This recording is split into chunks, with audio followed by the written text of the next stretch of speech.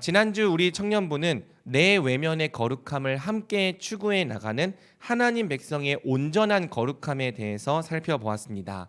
저를 포함해서 종교인들이 가장 빠지기 쉬운 함정은 바로 외식과 위선이라는 함정이죠. 바꿔 말하면 내면과 외면을 철저히 분리시키는 함정입니다. 종교인, 특히 종교 지도자는 자신이 믿고 가르치는 내용을 반드시 삶으로 담보해야만 합니다. 삶으로 담보해야지만 그것을 가르침 받는 사람들이 따르게 되기 때문이죠. 하지만 실제로 우리의 인격과 내면은 그 종교가 요구하는 기준에 턱없이 못 미칠 때가 대부분이에요. 그래서 문제가 생기기 시작합니다. 어떤 문제입니까? 남들이 보는 앞에서 연기를 하기 시작하는 거죠. 성경에서 외식하는 자라고 번역되는 이 히포크리테스는요, 원래 맡겨진 배역에 따라 연기를 하는 배우를 의미합니다. 그러니까 외식하는 자란 쉽게 말해서 연기자인 거예요. 예수님이 종교 지도자들을 가리켜서 외식하는 자라 말씀하신 것은 그들이 선하고 의로운 사람을 가장하는 연기자라는 뜻이죠.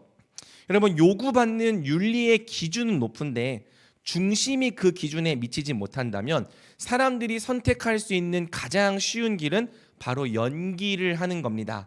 잘 바뀌지 않는 이 마음을 옳게 연단하는 것보다는 사람들 앞에서 마치 의롭고 선한 사람인 척 가장하는 것, 연기를 하는 것이 훌륭한 사람으로, 훌륭한 종교인으로 인정받을 수 있는 가장 빠르고 쉬운 길인 거죠. 그래서요, 종교인들이 많은 경우에 연기를 합니다. 남들의 시선을 의식하며 선하고 의로운 사람을 가장하는 거죠. 종교인 중에 위선자가 많을 수밖에 없는 이유가 바로 이것입니다. 종교를 안 믿는 사람은요, 굳이 선을 가장할 필요가 없잖아요. 위선자는 아이러니하게도 선을 가장 많이 말하고 가장 많이 주장하는 종교인 중에 제일 많더라는 거죠. 그 중에서도 저 같은 종교 지도자들이 특히나 더 위험합니다. 물론 그렇다고 우리가 연기를 아예 안 할 수는 없어요. 속에 있는 마음을 여과 없이 다 표출하는 것도 지혜로운 일이 아니죠. 또 우리 기독교인들은 예수님의 명령을 따르기 위해서 때때로 자신의 악한 중심을 부인하고 마음과 반대로 행해야 할 때가 있습니다. 그 모습 자체는 사실 연기와 꽤 비슷해 보이기도 하죠. 엄밀히 말하면 자기 중심과 반대로 행하는 거니까 위선이라고도 할 수 있고요. 하지만 그것이 말씀대로 살아보려는 우리의 최선의 노력일 때가 많죠. 우리가 다 마음이 부패한 죄인이기 때문에 아무리 노력한다고 해도 우리 내면의 의가 외면의 의를 평생 따라잡을 수 없습니다. 그래서 우리가 신앙생활을 하면서 늘 이 외면과 내면의 격차를 경험할 수밖에 없는 거고요. 사실은 이 딜레마를 평생 안고 살아야 하는 거죠. 다만 문제는요, 우리가 이 중심의 문제를 외면할 때 벌어집니다. 우리 내면의 은밀한 죄를 마치 당연한 듯이 방치할 때 벌어집니다. 중심의 문제를 방치하면 방치할수록 우리 외면과 내면의 격차는 갈수록 더더욱 심하게 벌어집니다. 그리고 격차가 벌어지면 벌어질수록 그때 가서 우리는 우리의 중심을 고치려 하기보다는 더더욱 연기로 그 격차를 메꾸려 할 거예요. 결과적으로 사람들이 아는 나의 공적인 모습과 나 혼자만 아는 나의 사적인 모습은 완전히 다른 사람이 될 것입니다. 쉽게 말해서 교회에서의 나와 나 혼자 있을 때의 나가 완전히 다른 사람이 될 거라는 거죠. 하지만 이런 문제로 아파하며 슬퍼하기에는 이런 중심의 문제를 외면하며 산 지가 너무 오래되었습니다. 그래서 교회에서의 나와 세상에서의 나가 다르다라는 사실에 그런 아픔에 무뎌진 지가 오래됐어요. 이런 상태가 되면 이제 우리가 어떻게 생각합니까? 내면과 외면의 격차를 더 이상 문제라고도 생각하지 않게 되죠. 그래서 공적인 자리에서는 마치 당연한 듯 선하고 의로운 사람을 연기하지만 선한 말과 의로운 말과 마치 다른 사람들을 살피며 사랑하는 이 말을 내뱉지만 속으로는 아무 문제의식 없이 온갖 더러운 마음, 음란, 탐욕, 살인과 악독을 품는 것이 가능해지더라는 거죠. 그러면서도 이미 중심과 양심이 마비된 지가 오래되었기 때문에 나는 의롭고 거룩한 사람이라는 자기 확신에 조금도 의심을 품지 않게 된다는 것입니다. 이러한 상태를 폴 트립이라고 하는 목사님은요, 좀 과격한 표현이긴 하지만 영적 정신분열이라고 이름을 붙였습니다. 우리가 그런 사람들을 보죠. 어떻게 저 사람은 저런 말과 저런 행동들을 계속하면서 스스로는 의롭고 거룩하다는 확신에 조금도 의심이 없을 수 있을까? 이유는 간단한 거예요. 내 외면의 격차가 계속 벌어지다 못해서 이제는 영적 정신분열이라고 하는 심각한 상태에 이르렀기 때문이죠. 여러분, 다른 사람 욕할 것이 없습니다. 오늘 우리도 청년의 때에 우리 중심의 죄를 방치하면서 외면의 거룩함, 사람들이 보는 그 모습만 신경 쓴다면 반드시 그런 상태에 우리도 똑같이 다다르게 될 것입니다. 공적인 나와 사적인 나, 외면의 나와 내면의 나가 완전히 다른 사람이 되었음에도 불구하고 그런 상태에 어떤 아픔이나 괴로움이나 문제의식조차 느끼지 못하는 사람이 될 것입니다. 많은 사람들이 내 외면의 온전한 거룩함을 이루기보다는 위선자가 되었던 데에는 다 이유가 있는 거죠. 그 길이 우리 죄인들이 선택할 수 있는 훨씬 더 쉽고 넓은 길이라는 거예요. 멸망으로 들어가는 길은 항상 넓고 쉽고 찾는 사람들이 많습니다. 우리도 우리 중심의 문제로 애통하기를 거부하고 외식과 위선이라는 쉬운 길을 선택한다면 반드시 똑같은 종착지에 도착할 수밖에 없는 거죠. 그래서 예수님께서 산상수훈에서 하시는 말씀이 뭐냐? 우리에게 넓은 문 넓은 길이 아닌 좁은 문 좁은 길을 따라오라는 거예요. 마태복음 7장 13절에서 14절이죠. 좁은 문으로 들어가라. 멸망으로 인도하는 문은 크고 그 길이 넓어 그리로 들어가는 자가 많고 생명으로 인도하는 문은 좁고 길이 협착하여 찾는 자가 적음이라. 아멘. 산상수훈이 우리에게 요구하는 문과 요구하는 길은 전부 좁은 문이고 좁은 길입니다. 이런 방식의 삶은 찾는 자가 굉장히 적은 삶의 방식이라는 거예요. 하지만 이 길이 바로 우리를 생명으로 인도하는 길입니다. 이 길을 따라야지만 우리가 예수님의 제자가 되는 거고요. 하나님이 예비하신 생명에 다다를 수 있는 거죠.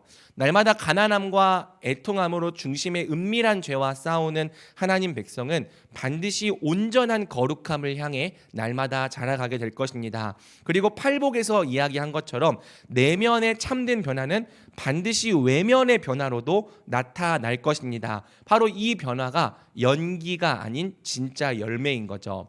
이제 산상수훈의 4번째부터 6번째 반제는 이러한 내면의 온전함에서 파생되는 열매를 우리에게 보여줍니다. 그 중에서도 오늘 우리가 함께 살펴볼 맹세에 관한 반제는 중심의 온전함으로부터 파생되는 인격의 온전함에 대해서 가르쳐 주죠. 하나님 백성이 추구해야 될 온전한 인격은 어떤 인격입니까? 함께 오늘 본문을 통해 우리가 살펴보기 원합니다. 자, 33절에서 예수님은 이제 4번째 맹세에 관한 계명을 언급하시죠. 우리 33절을 먼저 함께 읽어보겠습니다. 시작. 내 맹세한 것을 주께 지키라 하였다는 것을 너희가 들었으나. 아멘. 자, 예수님이 언급하신 이 맹세 계명은요, 맹세와 관련된 구약의 여러 가르침들을 한데 모아서 요약한 것입니다. 헛 맹세를 하지 말라, 거짓 맹세를 하지 말라는 계명은 레위기 19장 12절에 있고요. 맹세한 것을 주께 지키라는 계명은 민수기 30장 2절과 신명기 23장 21절에 기록된 말씀이죠. 맹세에 관한 반제를 온전히 이해하기 위해서는 먼저 맹세가 뭔지, 맹세를 왜 하는지부터 잘 정리할 필요가 있습니다. 맹세는 누군가에게 어떤 사실이나 약속의 확실함을 보증해주는 행위죠. 맹세란 쉽게 말해서 오늘날 계약서 마지막에 하는 서명이라고 할 수 있어요. 어떤 계약서에 서명을 하고 나면 그때부터 그 계약서가 효력을 발휘하는 것처럼 맹세도 마찬가지죠. 당사자 간에 어떤 계약을 맺고 마지막으로 맹세를 하면 그때부터 그 계약은 효력이 있는 계약이 됩니다. 맹세를 했기 때문에 어길 수 없는 계약이 되는 거죠. 맹세는 맹세의 확실함과 이 보증의 효력을 더하기 위해서 자기보다 더 큰 존재의 이름을 사용한다는 특징이 있습니다. 그리고 맹세에 누군가의 이름을 사용한다는 것은 내가 그 존재의 명예를 걸고 이 맹세를 반드시 지키겠다는 뜻이죠. 그 내가 사용한 그 존재의 이름에 명예에 해가 되는 일은 절대 하지 않겠다는 뜻입니다. 그래서 맹세에 사용된 이름이 맹세하는 자에게 소중한 이름일수록 맹세가 주는 이 보증의 효력이 더욱 강력해지는 거예요. 여러분, 예를 들어 맹세에 어떤 이름을 사용할 수 있습니까? 부모님의 이름을 사용할 수 있겠죠. 제가 제 부모님의 이름을 걸고 맹세합니다. 만약 자기 부모님의 이름으로 맹세해 놓고 그 맹세를 어긴다면 부모님을 욕되게 하는 일이 될 것입니다. 따라서 저 사람이 자기 부모님을 욕되게 할 리가 없다. 이 사실이 명확하면 명확할수록 맹세가 주는 이 보증의 효력이 강력해지는 거죠. 존경하는 스승의 이름도 맹세에 사용할 수 있었을 거예요. 제 스승님의 이름을 걸고 맹세합니다. 이런 맹세는 날 가르치셨고 내가 존경하는 스승의 이름을 함부로 욕되게 하지 않겠다라는 뜻이죠. 이때에는 그 스승과 제자의 관계가 긴밀할수록 맹세가 주는 보증의 효력이 강력해질 것입니다. 반면 맹세하는 사람과 별로 상관이 없는 이름은 효력이 없죠.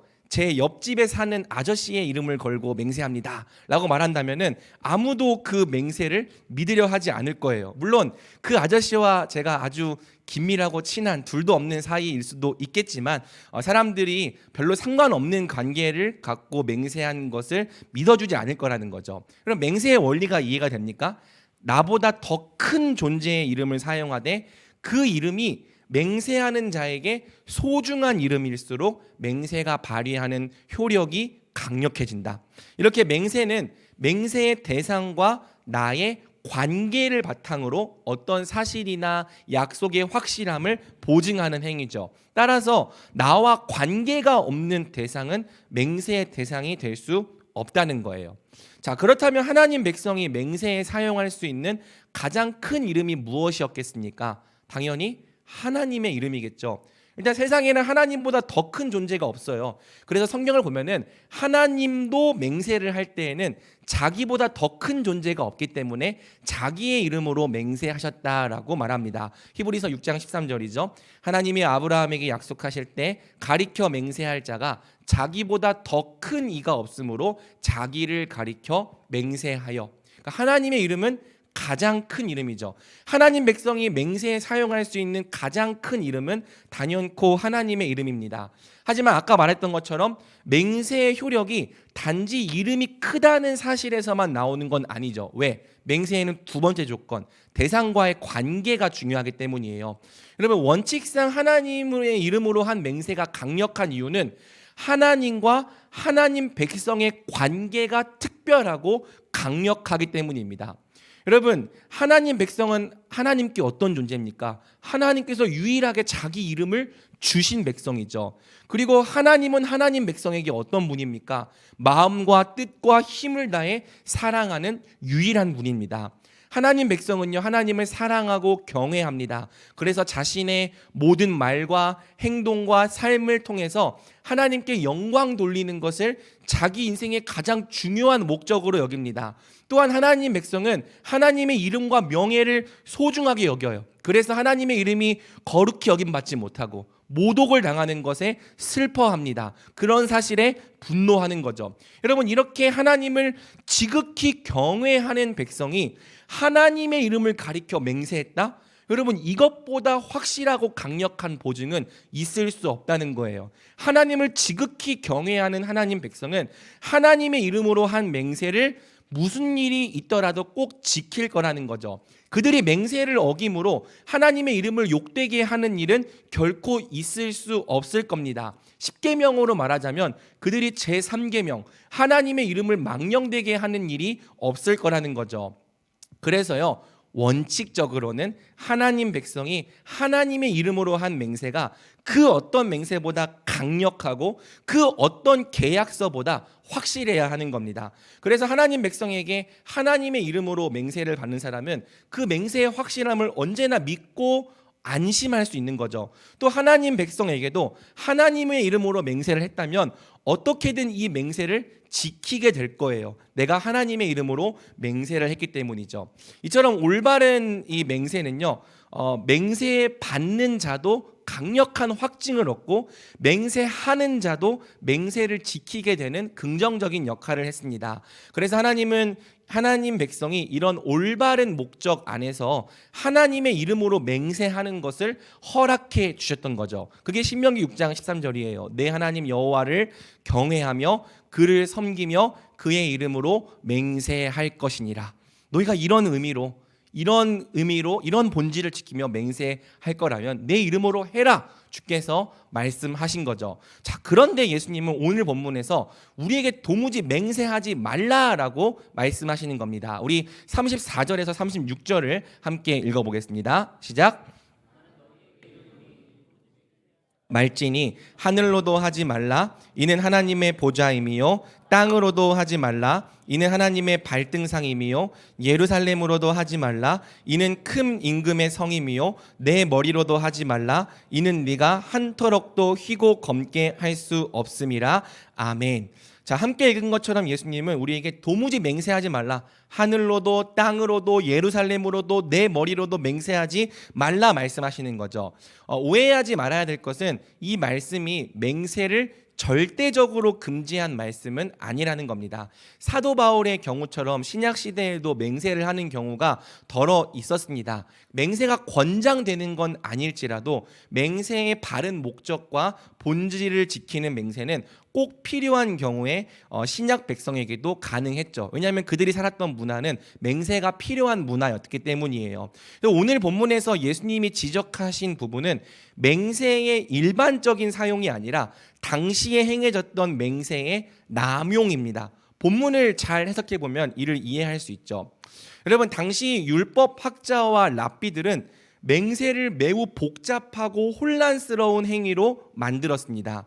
유대인들에게는 율법의 시행세칙을 기록한 미시나라고 하는 책이 있는데요. 이 미시나에는 세브오트라고 불리는 이 맹세의 시행세칙을 기록한 책이 있습니다. 이 세브오트는 맹세의 다양한 절차와 함께 어떤 맹세를 지켜야 하고 어떤 맹세를 안 지켜도 되는지 매우 복잡하고 다양한 사례를 가르쳐주고 있죠. 예수님 당시의 맹세는 일종의 말장난이 되어 있었어요.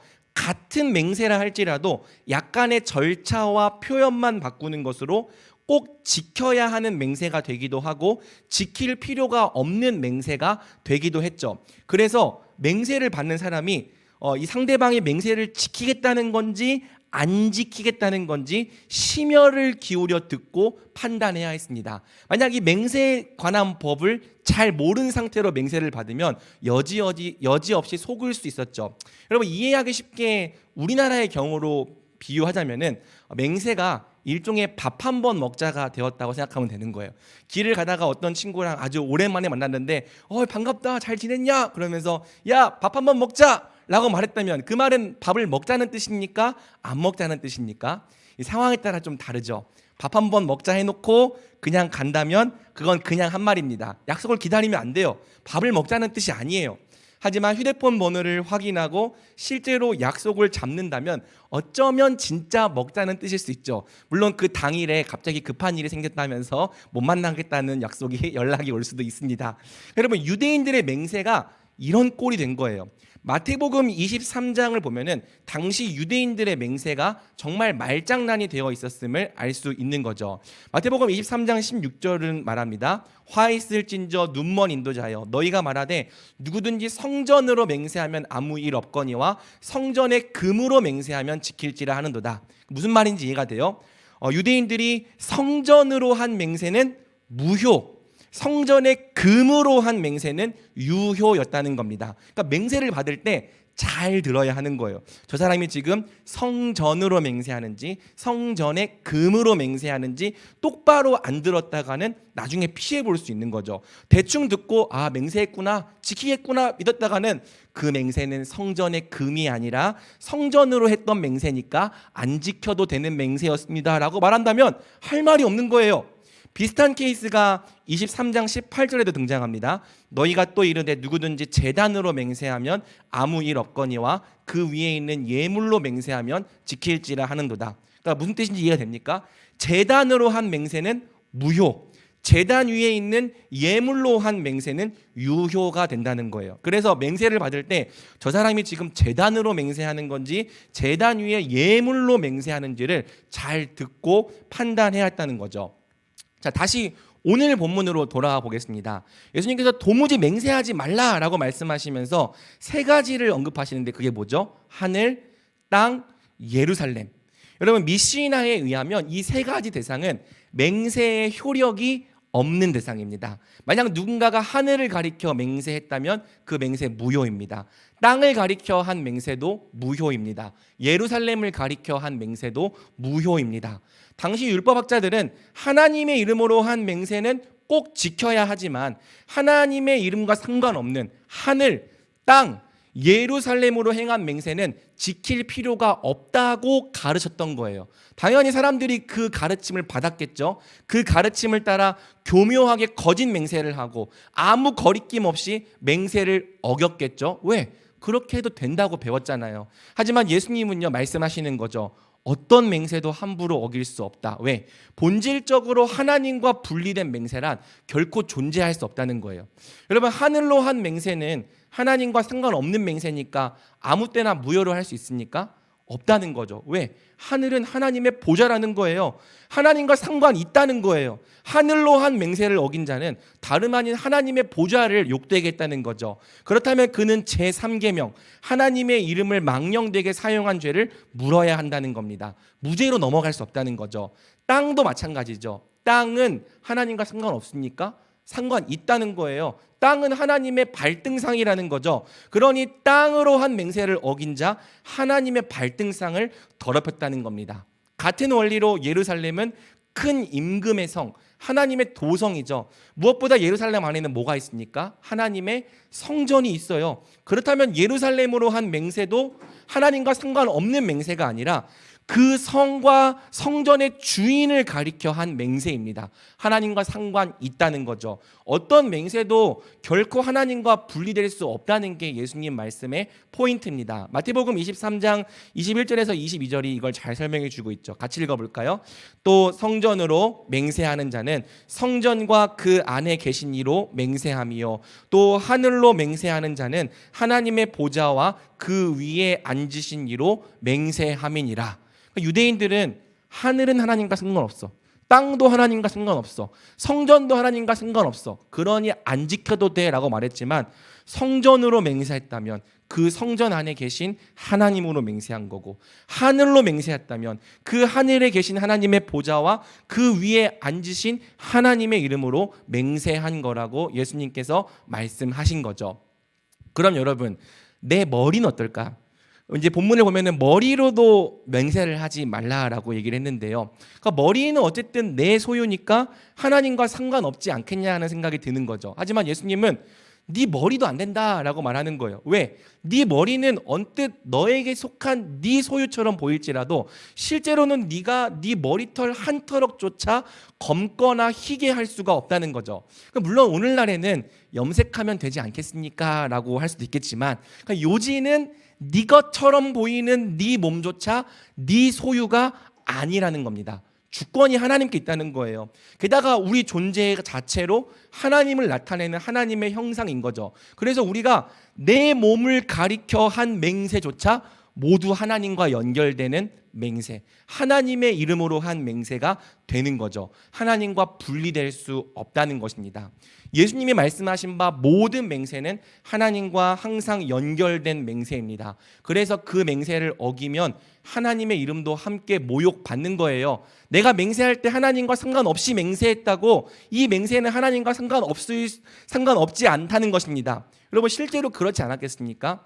이 맹세는 하늘, 땅, 예루살렘으로 한 맹세니까 안 지켜도 되는 맹세였다라고 말한다면 그 당한 사람이 아, 그렇구나, 그 맹세는 무효로 해도 되는 맹세였구나, 내가 바보였구나, 이렇게 납득했겠어요? 아니, 이런 걸 당하면요, 에이 더럽고 치사한 놈들, 정말 비겁하고 비열한 놈들이라고 욕하면서 그들이 믿는 하나님도 같이 욕하지 않았겠습니까? 근데 정작 유대인들은 어떻게 생각하냐면요, 거짓 맹세를 하면서도 내가 율법을 어기지 않았다면서 떳떳하게 걸었던 거죠. 왜? 자기들 기준에서는 안 어겼으니까. 하지만 그들의 그 거짓 맹세로 하나님의 이름이 모욕을 당했던 겁니다. 로마서 2장 23절, 24절 기록된 바와 같이 하나님의 이름이 너희 때문에 이방인 중에서 모독을 받는도다. 그래서 예수님 말씀하시는 거예요. 도무지 맹세하지 말라. 맹세를 허락하신 하나님의 뜻을 버리고 외식으로 행했던 그들의 비겁한 맹세가 하나님의 이름을 망령되게 했기 때문입니다. 신실한 보증을 위해 허락하신 맹세를 도리어 사기치는 데 사용하다니, 그럴 거라면 차라리 맹세를 아예 하지 말라는 게 예수님 말씀인 거죠. 자, 그렇다면 여러분, 이 말씀을 우리는 대체 어떻게 적용해야 하는 걸까요? 오늘날 우리는 맹세를 하지 않아요. 우리 문화는 맹세를 하는 문화가 아닙니다. 하지만 그때나 오늘날이나 똑같은 원리가 있습니다. 바로 우리 하나님 백성에게는 하나님의 이름이 걸려 있다는 원리이죠. 제가 전에 10계명의 제3계명을 강해하면서 제3계명의 원어의 뜻은 하나님의 이름을 망령되게 짊어지지 말라라고 가르쳤습니다. 하나님 백성은 어떤 백성이냐? 하나님의 이름을 자기 존재 자체에 짊어진 백성인 거예요. 그게 하나님과 언약을 맺었다는 뜻입니다. 나는 너희의 하나님이 되고 너희는 내 백성이 되리라. 하나님은 우리의 이름을 짊어지셨어요. 그래서 우리의 하나님이 되셨죠. 그러면 우리는 어떻게 됐습니까? 우리도 하나님의 이름을 짊어졌습니다. 그래서 우리가 하나님의 백성이 된 거죠. 그래서 이제 우리가 하는 모든 말, 모든 행동, 우리의 인격, 우리의 모든 삶의 태도에는 하나님의 이름이 꼬리표로 따라 붙게 됩니다. 우리가 하나님의 이름을 꼬리표로 달고 행하는 모든 말과 행동, 우리의 인격과 태도가 반드시 하나님의 이름, 하나님의 명예와 직결된다는 거죠. 여러분, 유대인들은 하나님의 이름으로 행한 맹세만 아니면 얼마든지 거짓 맹세, 헛된 맹세 할 수 있다고 생각했습니다. 상황에 따라, 필요에 따라 하나님과의 관계를 내게서 뗐다 붙였다 할 수 있다고 생각했죠. 그래서 하나님의 이름을 안 걸고 한 맹세는 거짓말해도 하나님의 이름을 망령되게 하지 말라는 그 법으로부터 자유로울 수 있다고 생각했어요. 근데 예수님 말씀은 그게 안 된다는 거잖아요. 여러분, 우리가 정말 우리로부터 하나님의 이름을 뗐다 붙였다 할 수 있냐는 거죠. 필요에 따라서 어쩔 때는 하나님의 이름으로 행하고 어쩔 때는 하나님과 전혀 무관한 사람으로 행할 수 있냐는 겁니다. 상황에 따라서 어쩔 때는 하나님 백성으로 행하고 내가 필요할 때는 하나님을 전혀 모르는 사람, 말씀과 전혀 무관한 사람으로 행할 수 있냐는 거죠. 그럼 어떤 사람들은요, 그렇게 할 수 있다고 생각을 하는 거예요. 이미 실제 삶으로는 그렇게 행하고 있는 사람도 적지 않은 거죠.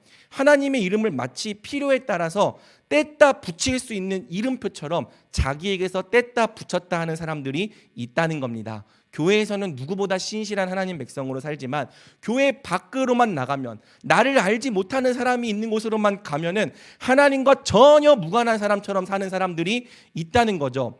여러분, 그들은요, 하나님의 이름을 달지 않은 상태에서는 얼마든지 세상과 똑같이 살아도 괜찮다고 생각을 합니다.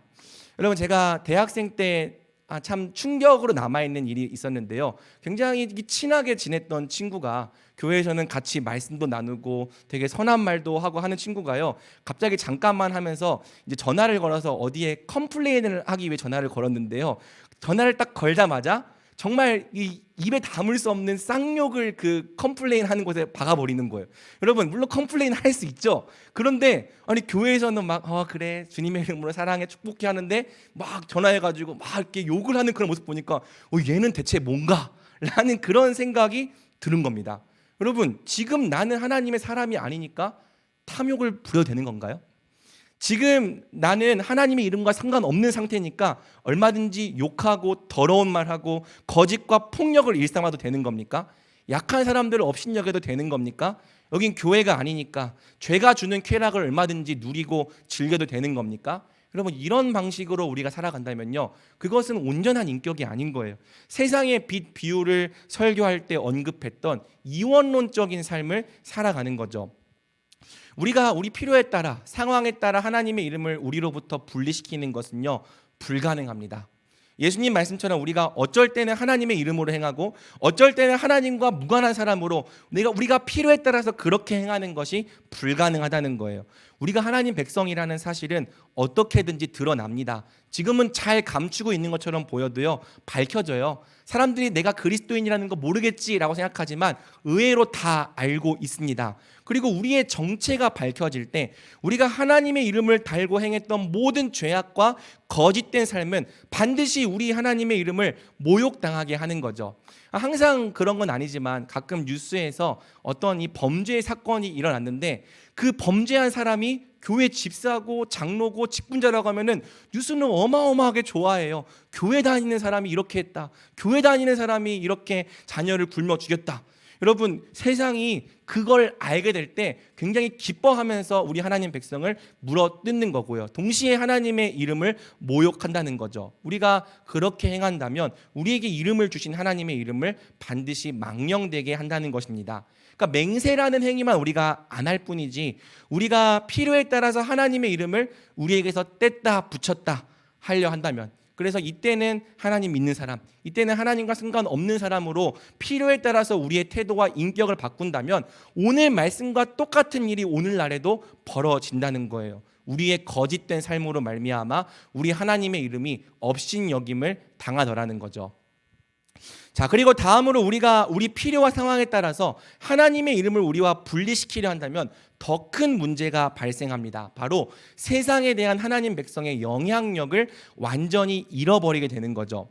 그럼 우리가 필요에 따라서 하나님의 이름을 뗐다 붙였다 하면서 어쩔 때는 지킨다 말하다가도 어쩔 때는 하나님 말씀을 전혀 모르는 사람처럼 상관없는 사람처럼 행동한다면 세상은 우리의 삶을 보며 확신할 겁니다. 아, 저 사람들에게 하나님의 이름은 사실상 아무것도 아니구나. 아무것도 아니기 때문에 저렇게 필요에 따라서 가볍게 여기고 하나님의 이름을 짓밟는구나. 우리가 진실하지 못한 태도로 하나님의 말씀을 범하며 살아갈 때, 하나님의 이름을 가볍게 여기며 살아갈 때 사람들은 사실상 하나님이 우리에게 아무것도 아닌 존재라는 것을 확신하게 되는 거죠.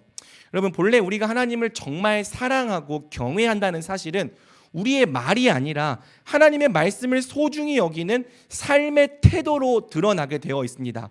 그런데 우리가 교회 밖을 벗어나기만 하면 하나님의 이름을 떼버려요. 성도의 옷을 벗어 던지고 말씀의 요구를 외면한 채 얼마든지 하나님의 말씀을 범하는 삶, 하나님의 말씀과 무관한 삶을 살아간다는 것입니다.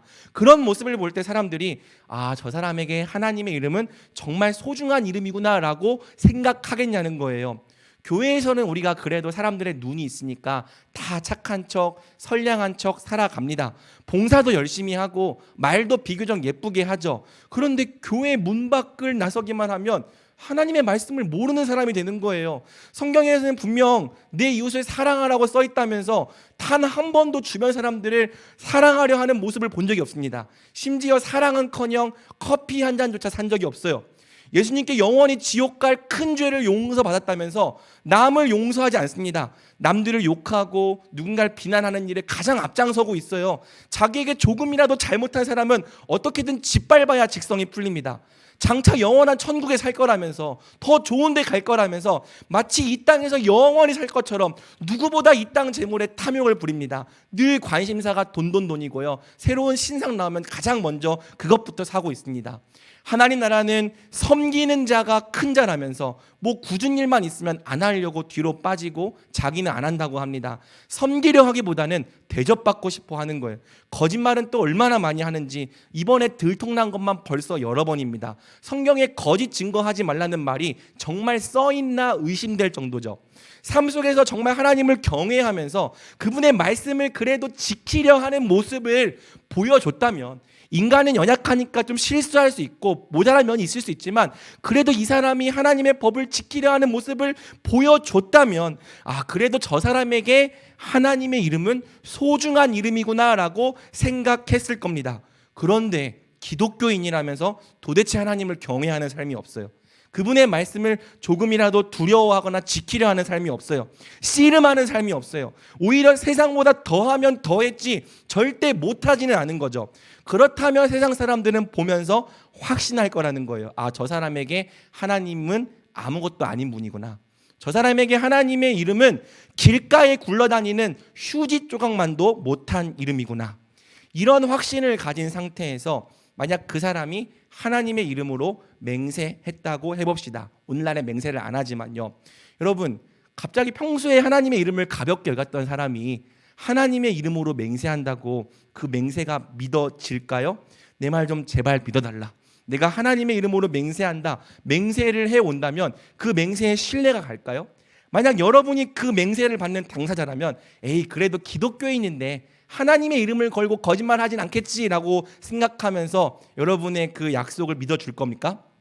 아까 맹세가 발휘하는 보증의 효력은 맹세의 대상과 맹세하는 사람의 이 특별한 관계에서 나온다고 했잖아요. 이 사람이 절대 그 대상의 이름을 더럽힐 리가 없다. 이 사람에게 그 대상은 누구보다 소중한 존재다라는 사실이 확신이 돼야지만 보증의 효력이 생긴다고 했잖아요. 그런데 그 사람이 평소부터 그 대상을 별로 소중히 여기지 않았다면, 그래서 그 대상의 명령을 아무렇지도 않게 외면해 오며 살아왔다면, 필요에 따라 하나님이라는 이름을 뗐다 붙였다 했다면, 이제 와서 그 대상의 이름으로 맹세를 해봐야 조금도 신뢰가 가지 않을 거라는 거죠. 사랑하는 여러분, 세상은요, 우리가 우리의 삶을 통해 하나님의 이름을 어떻게 여기고 있는지 정말 다 보고 있습니다. 안 보고 있을 것 같은데 다 보고 있어요. 여러분이 저를 보고 있는 것처럼 말이죠. 여러분들 보고 있잖아요. 목사가 진짜 자기가 가르치는 대로 행하는지 안 하는지. 저도 노력은 합니다. 부족한 모습도 있겠지만요. 보고 있다고요. 우리가 하나님의 이름을 정말 소중하게 여기는지 안 여기는지, 입으로는 소중하다고 말하지만 실제로는 깃털보다도 가볍게 여기고 있는지, 그분의 말씀을 지켜 행하려는 우리의 삶과 태도를 보며 판단하고 있다고요. 그리고 하나님의 이름과 그분의 말씀을 대하는 우리의 태도가 길가에 굴러다니는 휴지 조각만도 못하다는 사실이 판별되면요, 그때부터는 우리가 콩으로 매주를 쓴다고 해도 안 믿는 거죠. 뭐? 예수 믿으면 구원받는다고? 죄인에게 심판이 있다고? 에라이 니네부터나 예수 말 좀 잘 듣고 살아라. 너희 예수가 그렇게 살라고 가르치든? 결과적으로 우리 하나님 백성은요, 이 진실하지 못한 인격을 통해서 세상에 대한 영향력을 완전히 잃어버리게 되는 겁니다. 복음이 아무리 진짜라고 하더라도, 복음이 아무리 진리라고 하더라도 세상은 진실하지 못한 우리가 전하는 복음을 조금도 믿으려 하지 않을 거라는 거죠. 이것이 필요와 상황에 따라서 하나님의 이름을 뗐다 붙였다 했던 진실하지 못한 하나님 백성의 열매인 것입니다. 쓴 열매죠. 그렇다면 사랑하는 여러분, 우리가 대체 어떻게 해야 하는 걸까요? 예수님은 맹세와 관련된 처방으로 우리에게 다음과 같은 말씀을 주십니다. 우리 37절을 같이 읽어보겠습니다. 시작. 오직 너희 말은 옳다 옳다 아니라 아니라 하라. 이에서 지나는 것은 악으로부터 나느니라. 아멘. 그러니까 예수님은 맹세 대신에 오직 우리의 말을 옳다 옳다 아니다 아니다 네 아니오로만 하라고 말씀을 하십니다. 이에서 지나는 것은 악으로부터 난다는 것이죠. 여러분, 이 말씀은 1차적으로 맹세의 남용을 금지하는 말씀입니다. 불필요한 맹세를 덧붙일수록요, 거기에는 악한 동기가 끼어들기 쉽겠죠. 그래서 우리가 우리의 말을 그저 옳다 옳다 아니다 아니다 하는 것이 안전할 것입니다. 한편 이 말씀은 더 깊은 의미가 있어요. 불필요한 맹세가 없어도 옳다 아니다라는 말만 가지고도 사람들이 우리의 말을 믿을 수 있게 하라는 거죠. 여러분, 어떻게 하면 옳다 아니다라는 말만 갖고도 사람들이 우리의 말을 믿을 수 있게 할 수 있을까요? 오늘의 설교의 제목과 같습니다. 바로 우리가 항상 하나님의 말씀을 담보하는 온전한 인격을 가지면 되는 거죠. 항상 하나님을 경외하며 그분의 말씀을 지키려 했던 우리의 진실한 인격이 옳다 아니다 딱 그 말만 갖고도 우리의 말을 믿을 수 있게 하는 강력한 보증이 될 거라는 겁니다. 여러분, 아까 얘기한 것처럼 우리가 굳이 하나님의 이름을 언급하지 않더라도 세상은 우리 뒤에 하나님이 계신다는 사실을 다 알고 있다고 했어요. 모르지 않는다고 했어요. 그런데 사람들이 보니까 하나님을 대하는 우리의 태도가 어떻습니까? 항상 하나님을 경외합니다.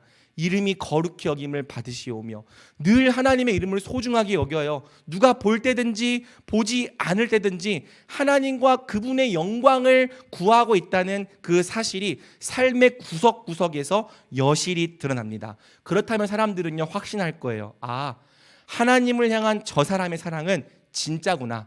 내가 다른 기독교인들은 모르겠는데 저 사람은 진짜 하나님 사랑하는 것 맞다. 저 사람은 어떤 일이 있더라도 하나님의 명예를 더럽히지 않겠구나. 저 사람은 어떤 상황에서도 자기보다 하나님의 영광을 더 우선시하겠구나. 저 사람에게 하나님의 이름이란 정말 어떤 것과도 바꿀 수 없는 가장 소중한 이름, 존귀한 이름이구나. 이 사실이 확신이 되고 나면요, 굳이 우리가 하나님의 이름으로 맹세하지 않을지라도 아까 얘기했던 맹세의 본질이 그대로 적용되는 겁니다. 우리가 하나님의 이름으로 맹세하지 않아요. 그저 옳다 옳다 아니다 아니다만 했을 뿐이에요. 그런데 사람들은 마치 우리가 하나님의 이름으로 맹세를 한 것처럼 우리의 말을 신뢰해 줍니다. 왜? 평소에 우리가 하나님을 어떤 태도로 경외해 왔는지를 봤기 때문이에요. 하나님을 향해 항상 신실하고 진실했던 우리의 인격을 경험했기 때문이죠. 그래서 우리가 맹세하지 않았을지라도 사람들이 마치 우리가 맹세한 것처럼 우리의 모든 말을 진실하게 받아들입니다. 신뢰해줘요. 이 사람들이 하나님의 이름을 절대 욕되게 하지 않으리라는 확신을 갖고 우리의 모든 말을 맹세와 같이 무겁게 들어줄 거라는 거죠. 정리하자면 우리 기독교인들의 인격이 진실하냐 진실하지 않냐에 따라서 두 가지 상태에 다다를 것입니다. 하나는요, 우리가 아무리 하나님의 이름으로 맹세할지라도 세상이 절대 믿어주지 않는 상태죠. 왜? 그러기에는 이 사람들이 평소에 하나님을 어떻게 대화하는지 너무 많이 봤어요. 그러니 이제 와서 하나님의 이름으로 맹세한다고 해도 하나도 믿음이 안 가는 상태죠. 그 다음은 무엇입니까? 우리가 그저 네 아니요만 했을지라도, 하나님이라는 이름은 꺼내지도 않았는데도요, 세상이 하나님을 사랑하는 우리의 진실한 인격을 보면서 마치 맹세와 같이 우리의 말을 확실하게 믿어주는 상태입니다.